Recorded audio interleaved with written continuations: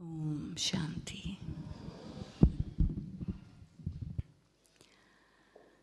Well, the thing that is very subtle is our relationship with Baba.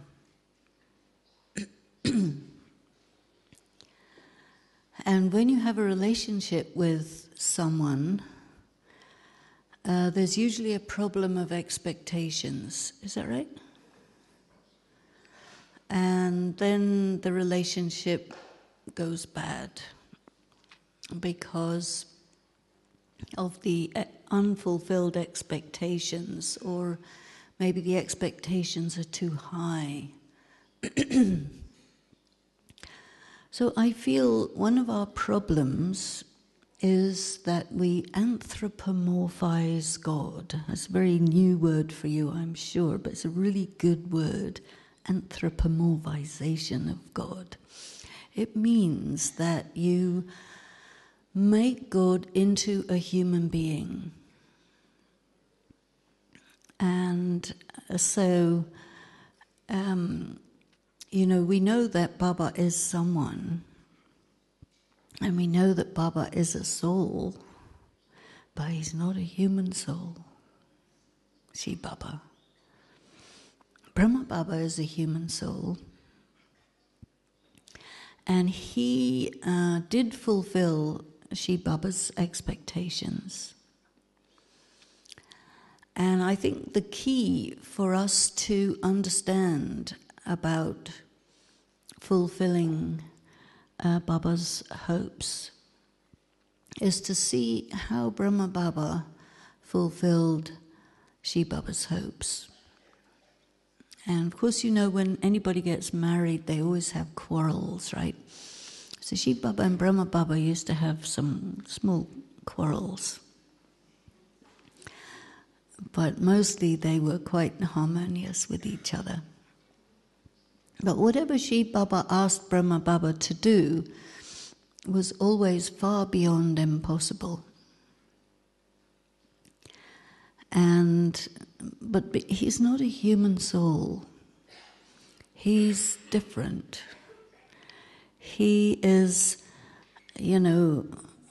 not someone that people can invent. Sometimes people think, the atheists, they say God is a human invention.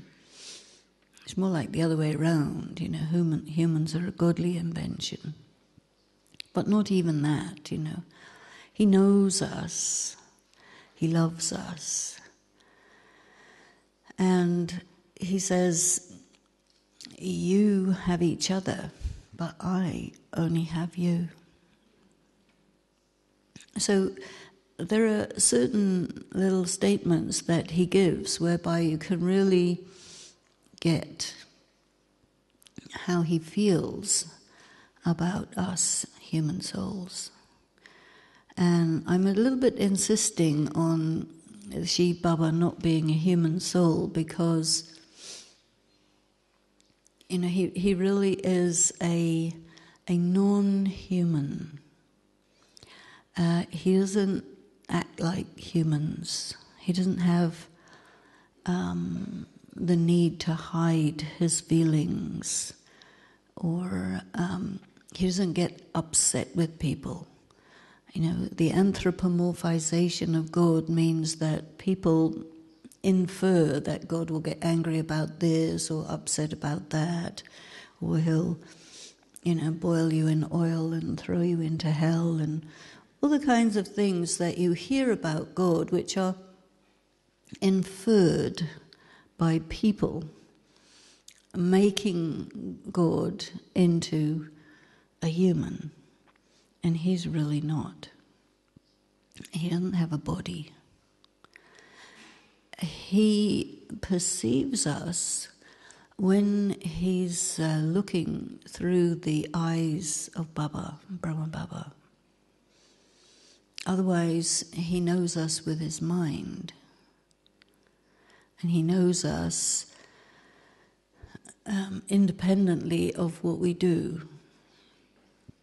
Human beings respond to what other people do, but he's not human. He knows us before we ever did anything.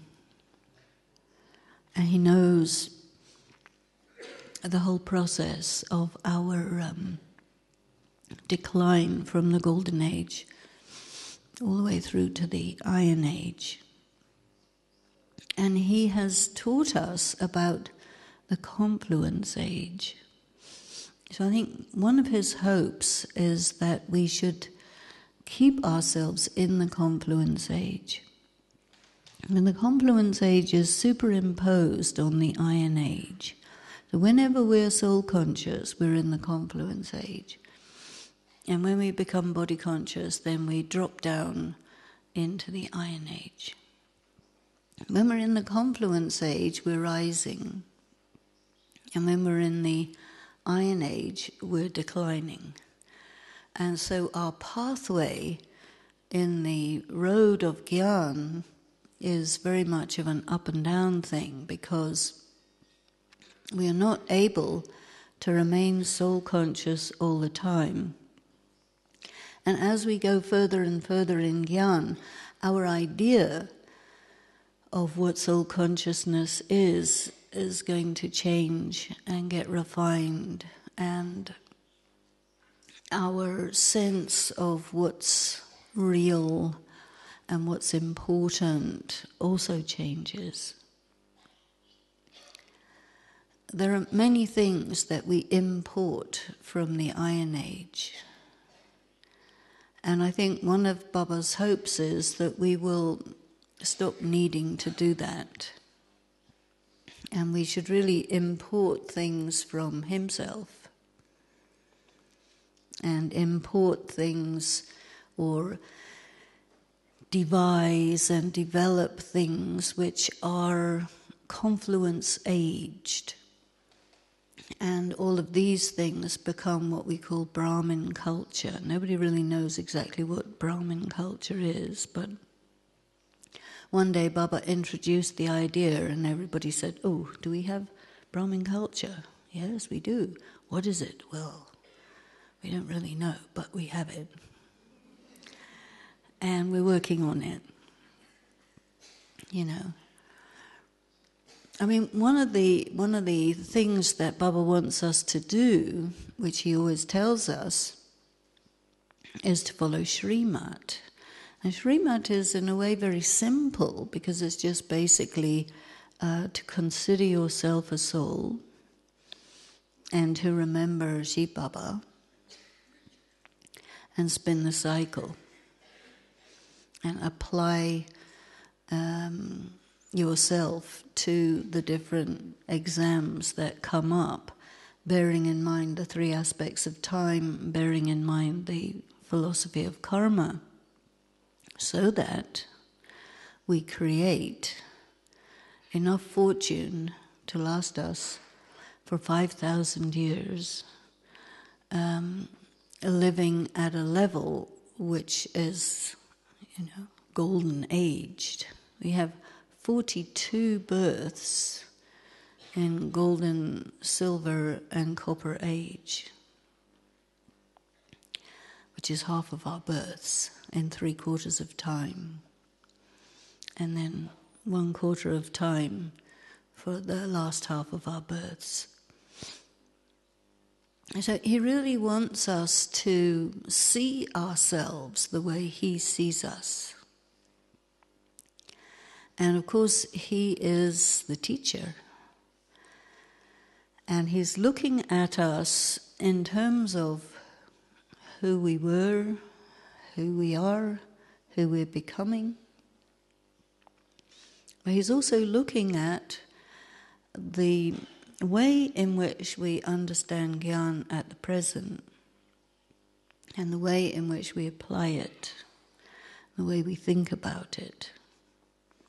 So one of the things I've been working on for quite a long time is separating out Shrimat and Parmat and Manmat. And this is something that Daddy Janki used to talk to us about a great deal in earlier years. And there are many things that we import into BK life thinking that they're good because the rest of the world thinks they're good. But if you compare those things with the distinctions that Baba makes between Srimat, Paramat and Manmat, then we see that there are many things that are Paramat which we import, but which are not Srimat. And the way that it occurs is that it allows us to remain arrogant, sort of unnecessarily. And so I think one of Baba's hopes for us is that our third eye should be so focused, so clear, that we can actually see when we're doing something in the name of Srimat, but which is really Paramat. So how do I distinguish between Srimat and Paramat for this purpose? The thing with most people's ideas about what's good and bad is it comes from traditions that have been in existence only during the Iron Age, only during the last 1,000 years or so. And all of these things were created by the elite leaders of any given society during those days.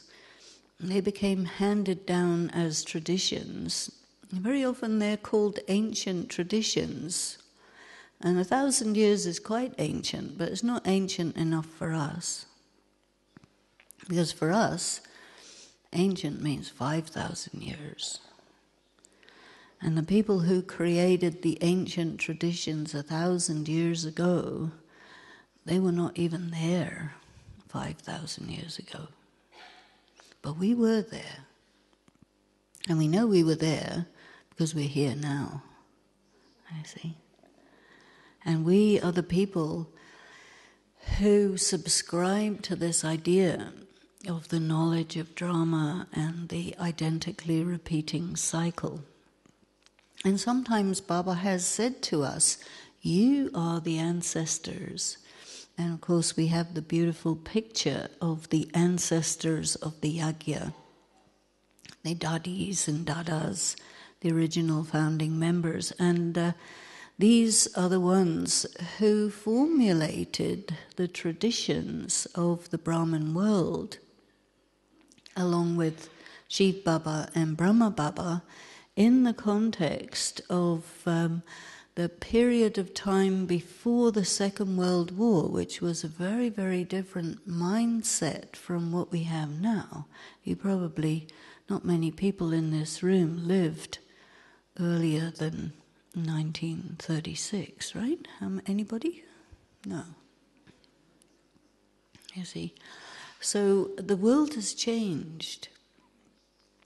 And in many ways, the confluence age has evolved as well. And I think that the kind of imports that we bring in at this time are a bit different from the kind of imports that were brought in those days. And maybe not all of us think about what we import and why we import it. And do we have criteria to evaluate what we think should be included in the Brahman world? Baba, Shiv Baba, never does anything without his children. It means that it's very participatory. You know, in most of the religions, they don't really describe the process of creation as participatory in any way. Just God created Adam like that, and then took out a rib and made Eve like that. And then there was a snake and an apple, and the whole drama happened that way. But it's very, very different to what really happens. You know, Shiv Baba says, I'm a resource for you. Use me. And I think this is one of the hopes he has for us, that we would be able to understand and discern and distinguish and discriminate how to use him. And what blocks us, what gets in the way of that, is our anthropomorphization of Shiv Baba. We make him into a human, and then we infer attitudes and behaviors that are absolutely not there. And so I think he wants us to be able to set aside all of these filters so that we can actually see him as he really is. And there are some Murlis in which he says, very, very few people know me as I am and what I am. So this is one of the things he wants from us. Know me as I am and what I am. So first of all, he's not a human. And not only that, he's higher than a human. It's very, very difficult for a human to appreciate and conceive of something which is higher. Because you can only appreciate and conceive of something that's lower. You know. So to be able to experience Baba as he is, we have to put aside all of our preconceptions and be absolutely open. One of the things I noticed is when you read material written by a human, it tends to drain your energy. Do you find that? Yeah, reading is tedious. But when you read material, Murli, which is given by Shiv Baba, of course it's hard work to really churn the Murli. Definitely it's hard work, because you have to wrap your mind around it. But when you do, you find it really, really energizes you, because the words that carry the ideas, the concepts, the Shrimat, they go into our intellect, into our mind, into our sanskaras, and they alter us, you see. So I think one of the things that he wants us to do is to open ourselves sufficiently to allow that to happen. And when you have someone who's higher than a human instructing you as a human to become a deity, which is higher than a human, it's very much not under your control. Because the only thing that's under your control is how to manage being yourself as an iron-aged person who's spiritually depleted. You know how to manage that. But to allow yourself to be molded and worked on and shaped and shifted by the energy of Shiv Baba's mind and the example of Brahma Baba's life, that is really something absolutely different, to which we have to surrender. And in the Gita, it talks about three kinds of people. And one kind of person, of course it says that what God likes is the jnani souls. But in the Gita it says there's very, very few souls who are really able to catch what he's saying and appreciate who he is and what he is. Very small number. Then there's a larger number of people who hear about it and they say, yeah, this is good stuff. This is really good, but they don't get it. They know it's good, but they don't get it. So they can't become the embodiment of it, but they can speak about it. And then there's the third group who just doesn't get it at all, just doesn't understand it when it's told to them. So I think that since we are Baba's students, we need to consider ourselves to be in that very, very little group of people who, the way Baba puts it, who recognize him. We recognize him and we say, yes, you are the one, and you have given us birth through the mouth of Brahma. And this is why we call ourselves Brahma Kumars and Brahma Kumaris. We are Brahmins. And because of that, and also because of our dharna. So in terms of the relationship between ourselves and Baba, as the teacher, Baba wants us to study. And repeating the Murli in the sense of just learning some points by heart is good, but it doesn't really take us so deep. He wants us to be able to process the ideas. And for that we have to contemplate and cogitate and really think about it until we can feel it, feel the meaning of what he's saying. And when we work with the Murli in that way, which is quite an intuitive way to do it, then the Murli becomes part of our blood, and we can gradually become, through this process, the embodiment of what he is saying, so that ultimately we wouldn't need to speak anymore. I think recently Baba has been saying, serve with your face and serve with your character. So that means that all we need to do is walk into a room and it should light up. And people would observe us and say, these are the children of God, you see. And we know they are because we can feel it.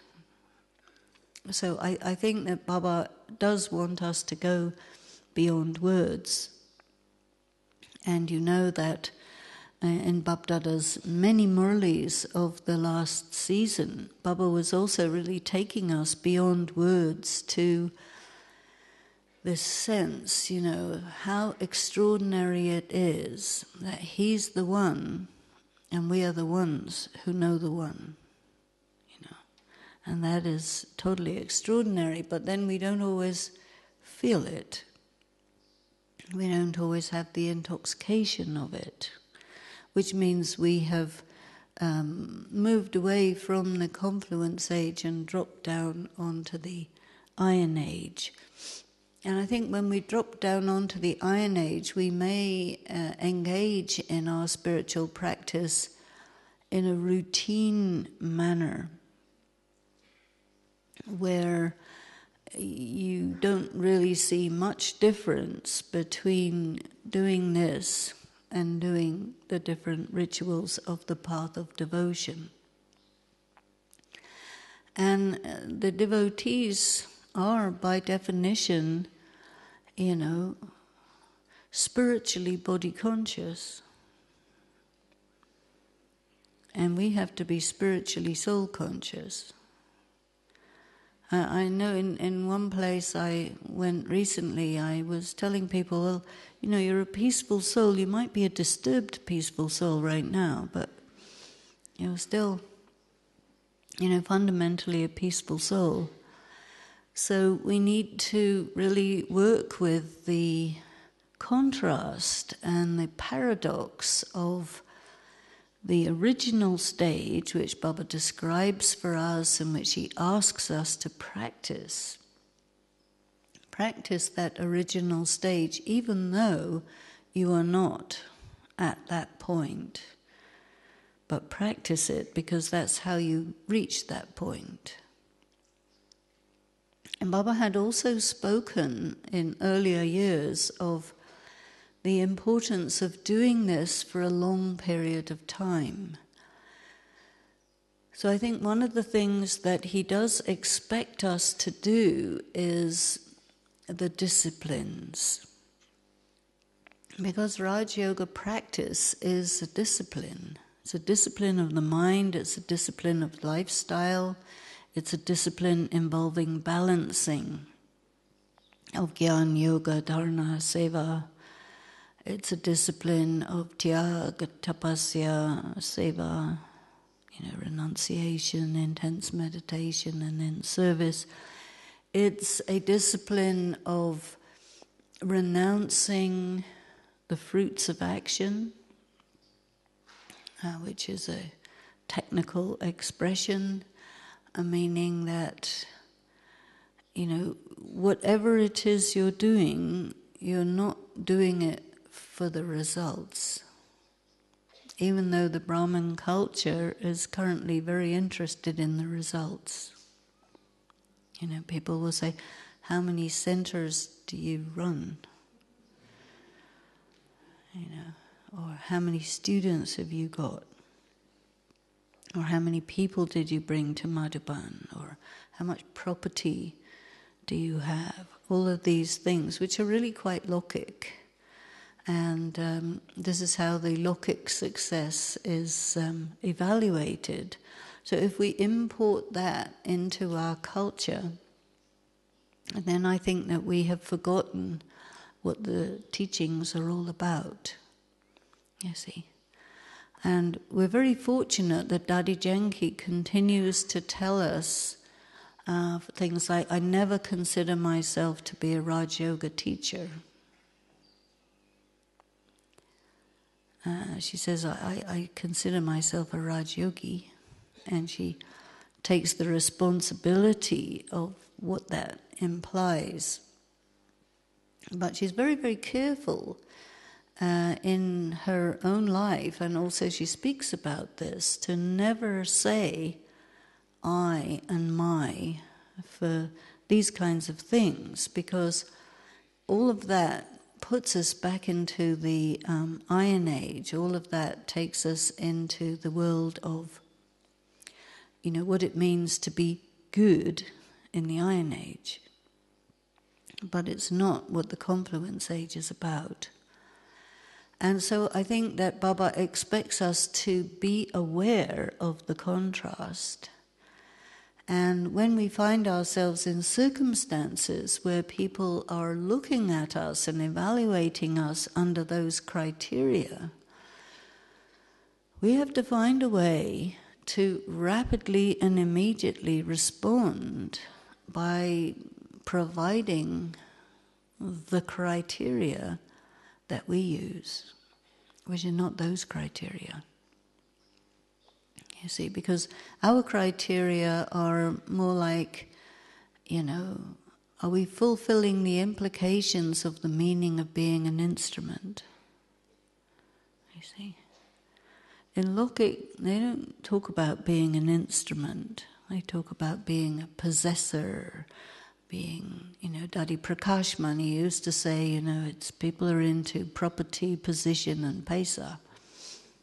And that's very Lokik. But it's an import, you see, and it becomes fashionable in our discussions or whatever. Very often Baba says, do not gossip. what do family members talk about? Other family members, right? And of course, we love the other family members, but we should not talk about the other family members as if we are in Lokik, talking about Lokik people, because then there's no difference between the Iron Age and us, who are supposed to be in the Confluence Age. And so we need to be able to really have, I think he really expects our third eye to be fully polished so that we can see the invisible things. And the invisible things are people's virtues. They're very, very deeply hidden. But Baba has given every Brahmin at least one of his virtues, and very often a good combination of virtues, which he gives us as seeds, you see. Baba is called the ocean of virtues. He's never called the ocean of values. He doesn't teach values, but he does teach virtues. And all the virtues of Baba, who is the ocean of virtues, these virtues that we receive as seeds, we have to cultivate them and make them into the garden of flowers that Baba wants to see. So I think this is very much something that Baba is waiting for us to emerge. For a long time, Baba has been saying, when will you have no more waste thoughts? And everyone has to create their own criteria for what exactly is a waste thought. And so I like to play with the Hindi language, as you know. And the Hindi word for waste is vyarth. But if you divide that word into two sections, V usually means, it negates, it's a negative, and it means what is not. And then Art means meaning. So that then for me becomes quite a good criteria. Am I having a thought that's meaningful? Or is it just meaningless? You know, if I have a thought, I notice a defect of another person, it's actually meaningless, because so what? You know. But the virtues of people, they're very deeply buried, and they need to be discerned. And whenever we set our mind to it, we are very capable of discerning the different virtues of people, but we generally don't do it unless it's some sort of BK exercise, you know, for finding out people's virtues. Then we can do it really well, but we don't do it nearly as often as the more iron-aged practice of finding fault. You see, and it's quite well known in, I don't know, in English culture that even though everybody's really good at finding out anybody's faults, but they still say, you know, we shouldn't find fault.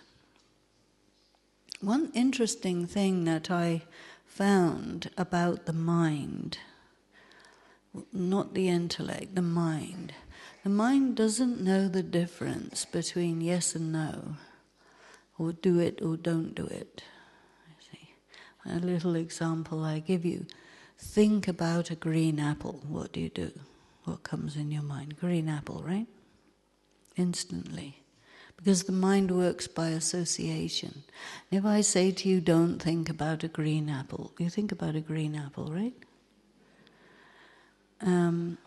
So any type of suggestion that comes to the mind, whether it's don't do it or do it, the mind will do it. Which means to me there's no point in saying to yourself or anyone else not to do something, because you start thinking about doing it. And so when Baba says we need to think positively, I think that's included in this, that we should try to create a way of talking and way of thinking where we're talking about what we want, not what we don't want, what we like, not what we don't like, what we find meaningful, interesting, purposeful, and not what we don't think is useful or meaningful. Because then our thoughts would not be waste. Because any time we say, if you think about the conventional morality, it's all about, do not kill, do not steal, do not, covet somebody else's property, do not this and do not that, do not be disrespectful. There's lots of do nots. And you look at our whole legal system, that's all full of do not. You can't do this and you can't do that. And if you do that, you'll have this punishment and that punishment and the other punishment. So all of that really, from this angle, goes into the category of waste thoughts. And if you think about it, there's so many times during the day that you're thinking about what's not okay, is it? And so Baba has given us this beautiful knowledge of drama, which is specially designed to enable us not to do that, you see, because anytime anything happens, it's always drama, whether it's okay or not okay, you see. And many times people will use the expression, I can't understand why it's possible for this BK to do that thing, you see. Now that's a really strange statement, because you know exactly why. You see, because every person performs a fixed part in drama. And if you say, I don't know why this person is doing that, you have to take the 7 days course all over again, because it's in there. Why? It's because it's fixed, you see. So, I think what Baba wants us to do is to come into harmony with each other. And I think there's probably about 1 million BKs worldwide, give or take a few. And can you imagine harmonizing with 1 million other people? Very difficult. So Baba puts us into smaller groups, harmonize within a smallish group. Someone who was studying groups at one time said that when you have a group of 40 people, you've got pretty much the full spectrum of opinion. The full political spectrum, the full economic spectrum, all these things.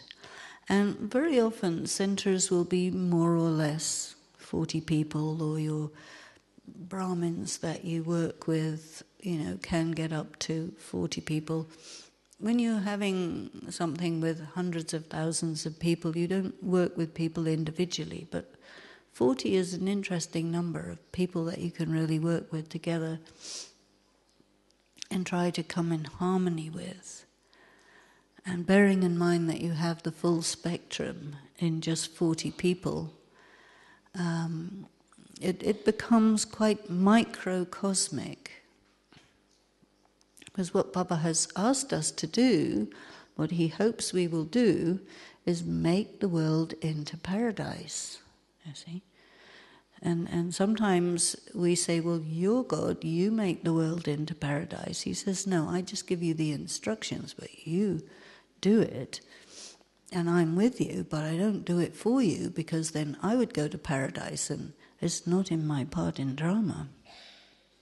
Your part in drama is to go to paradise, which you will do by following Srimad, by studying the knowledge, by creating your status, and by becoming the conqueror of matter, the conqueror of Maya, the detached observer, the one who has killed the ego, all of these things, you see, and all that happens in the inside of one soul and body combined. And as soon as you come into connection with other souls, then immediately the Gyan starts to be absolutely relevant. And when we study this Gyan, I think more deeply, and we need to go more deeply into it, because I think at the moment many of us are satisfied with being a little bit surface. And part of the reason is because it is hard work to go in deep. I've often said this before, but when Dadi Janki asked Brahma Baba how she could catch up with the other sisters and brothers who had come to Baba, because she came about 1 year after the others. And Baba had told her the way to do it is to read every Murli 12 times. You see. And she said, okay, well, I'm going to read every Murli 24 times. But there's a great secret contained within that, because if you would try to read the Murli that many times, you would realize how hard it is to bring all the things of a particular Murli into your mind. Because when you read it once, you skim the surface. As you read it a second time, you notice a few more things. A third time, it's more. By the time you've read it 6, 8, 10 times, you're able to hold all of it.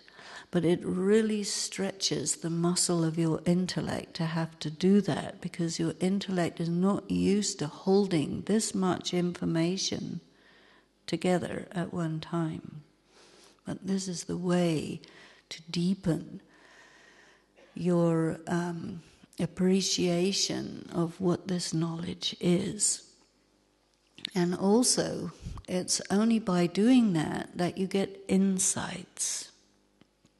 And when you get an insight into what Baba's telling you, that insight is, in a sense, a peak experience, because it gives you intense happiness when you understand something that you didn't understand before. But as soon as you understand something you didn't understand before, you have grown bigger. Your capacity has been extended. And then you have room to extend it further. So it's a very good muscle-building exercise of the capacity of the intellect to hold knowledge. And Baba talks about the intellect filled with knowledge. If the intellect is not filled with knowledge, then what it's filled with is preconceptions.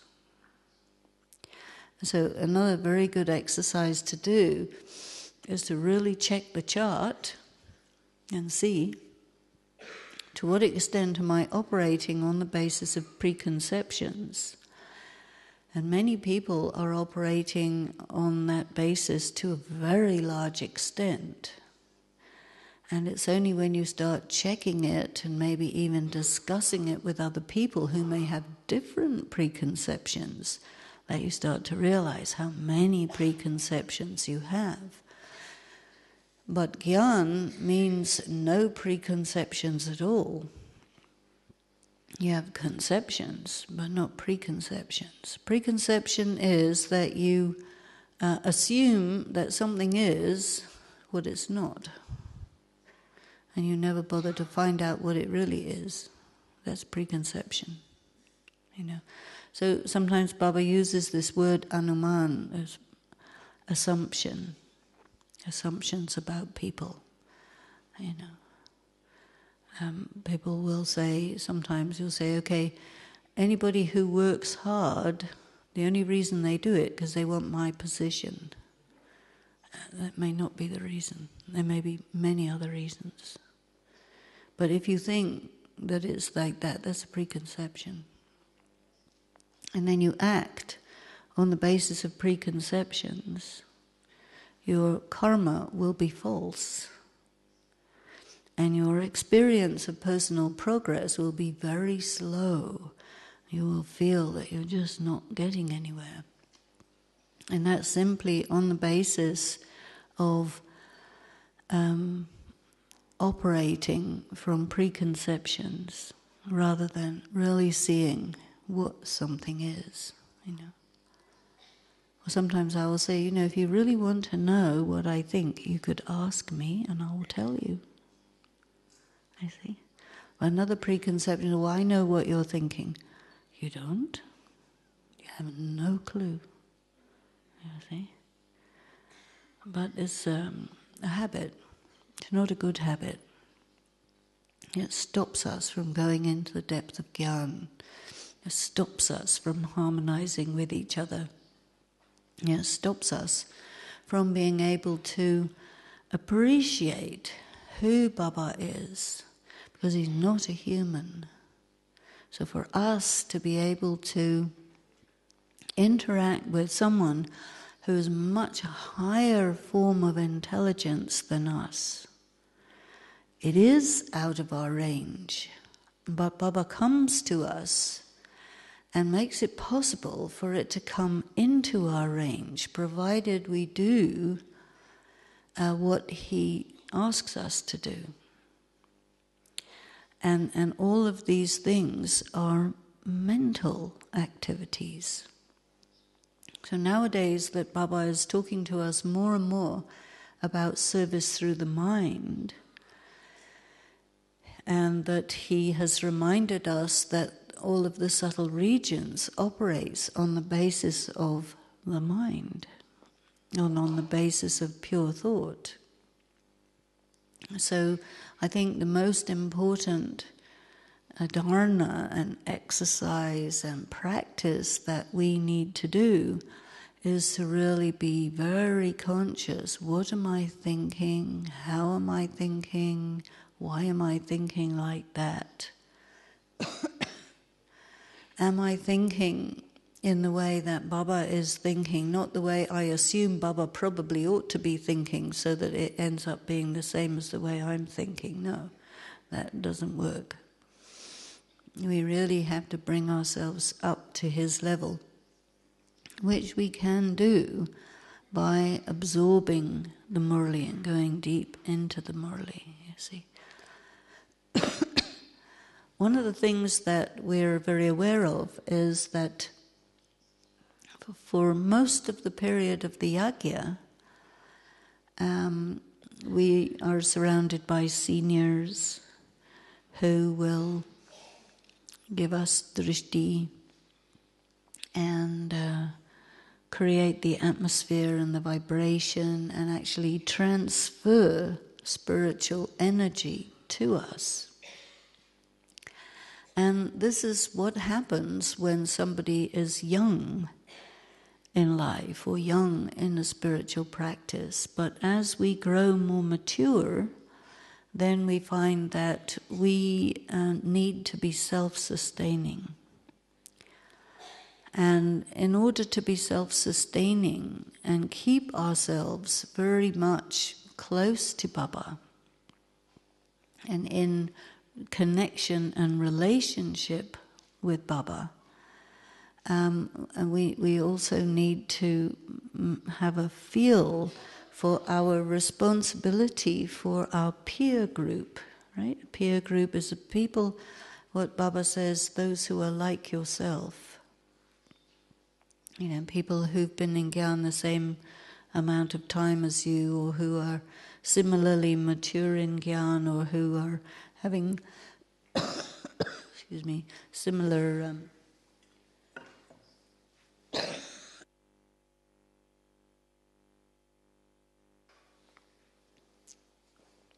similar kind of responsibility, or even similar kind of challenges, you see. It's very, very important for us to learn how to support each other. And also the atmosphere, building of atmosphere. I remember the last Murli of the last season, Baba didn't come. And the feeling was that Baba, said, well, you're not really meditating, you're socializing. And so the atmosphere of invoking Baba isn't really there, so Baba's not coming. And then everybody started meditating a lot. I think we had 24 hours of meditation, and it was so good because everybody, and we were 20,000, 25,000, something, a large number of people, all meditating. You could feel the atmosphere. So I think really this is what Baba wants us to do. I remember in days gone by, we used to sit in meditation before Baba came for 4 hours, and nobody chatted to anybody. That was absolutely out of the question. And so that this very powerful atmosphere was created by the Brahmins sitting. This was when Baba was coming in Om Shanti Bhavan, for example. And Baba would stay a whole night and into the next morning. Very, very powerful atmosphere. And I think what Baba wants from us is that, that we really go into the depth of the knowledge and the depth of what this really is, so that we are inspired through that insight and that inspiration to give a lot of attention to the building of atmosphere through individual and collective meditation. Because when we do that, that is the key to harmonizing amongst each other. Because then everyone is in the confluence age, everyone is in soul consciousness, everyone is bringing Baba into the atmosphere, and anyone who is in that atmosphere is immediately transported. I'll give you just a little example. Recently I was in West Africa in the Cameroon, and there I met the regional director for the United Nations UNESCO program. And he said that he had visited the center in Nairobi. And in Nairobi there's a meditation room on every floor, and on the main floor there's about 4 or 5 meditation rooms, and everybody is actually doing a lot of meditation there. Amrit Vela's always at 3 a.m., not 4 a.m. Everybody does it at 3 a.m. And he said, I felt the atmosphere in the center, and because of that atmosphere, I declare myself a BK. So somebody very high caliber who will publicly make a statement like that in office to other United Nations colleagues is a testimony to the impact of atmosphere. And I think that this is also a very important thing that Baba wants for us. He wants us to get on with creating the atmosphere, because the atmosphere forms the ground or the territory in which Baba can act, you see.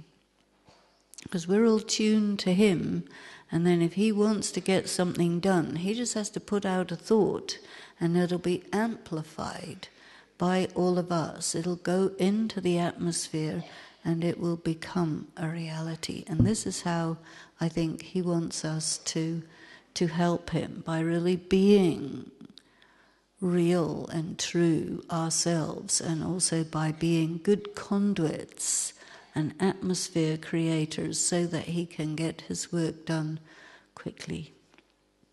So, thank you very much. Om Shanti. We'll have meditation.